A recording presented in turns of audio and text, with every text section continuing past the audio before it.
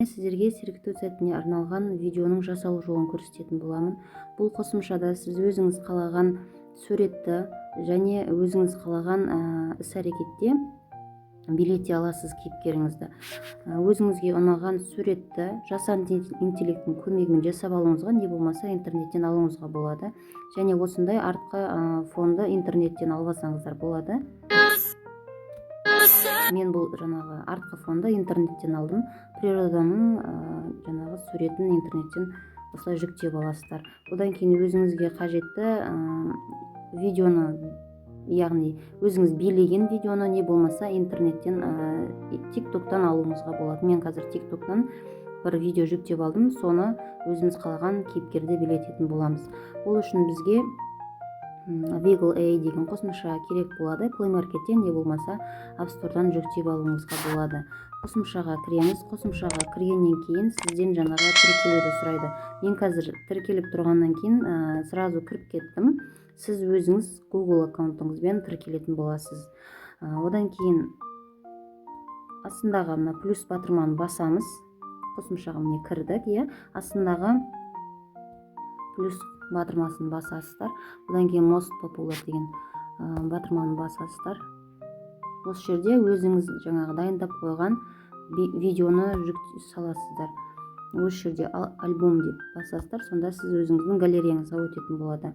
Мына жердегі шартқа сай болу керек. Сіздің видеоңыз 60 секунд болу керек, және осы кейіпкеріміздің сіз жаңағы билетіп отырған видеоның аяғы, қолы барлығы, дене мүшесінің барлығы көрініп тұру керек осылай.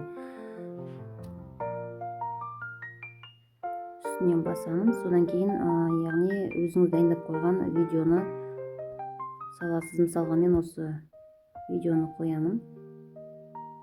Біз видеомыз жүктеліп болғанша кейіпкерімізді сала беруге болады. Яғни мына жердегі батырманы басасыздар. Одан кейін альбом деп басасыздар. Next батырмасын басасыздар. Мысалға мен мына кейіпкерді билететін боламын. Міне фотомыз түсті. Енді мына жердегі астындағы батырманы бассаңыздар, бұл жерде дайын фондар бар. Осы фондарды таңдасаңыздар да болады. Мен жасыл фонды таңдаймын, себебі InShot бағдарламасы арқылы артқы фонды өзім қалған суретті қоятын боламын. Бізде ең астыңғы жақта Generate деген жазу шығады. Жасыл жанғанға дейін күтеміз. Жасыл жанды түсте астындағы Generate батырмасын басасыздар. Сіздің видеоңыз дайын болған кезде міне осындай қосымшадан хабарлама келетін болады. Видеоңыз дайын деп. Дайын болғаннан кейін жүктеп аламыз. Дайын болған видеомыздың үстіне басамыз.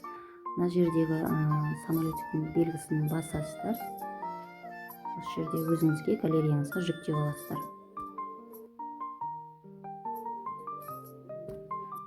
Енді біздің видеомыз жүктеліп жатыр. Оған дейін біз InShot қосымшасы арқылы артқы фонды дайындап қоюымызға болады.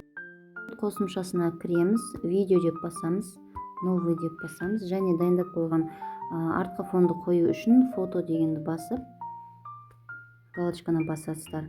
Енді біздің жаңағы Wiggle AI қосымшасындағы дайын болған видеомыздың қою үшін пип деген батырманы басасыздар. Яғни мұнда видео деп басасыздар, әйтпесе видеомыз көрінбей қалады. Видеомыздың үстінен басамыз. Енді осы жерде үлкейтіп алсаңыздар болады. Міне саусақтың көмегімен үлкейтіп алсаңыздар болады. Содан кейін артқы жағындағы жасыл фонды алып тастау үшін мына вырезка деген батырманы басасыздар. Және Chroma Key басасыздар.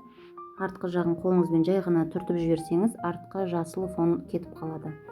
Галочканы басып қарап көреміз. Енді осында біздің видеомыз 14 секундтық.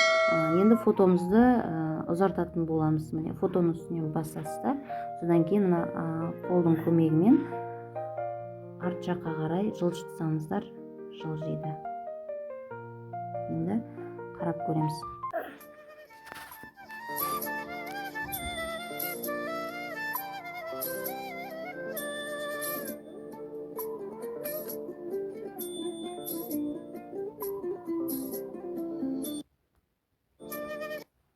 енді сақтап аласыздар осындай экспорт деп.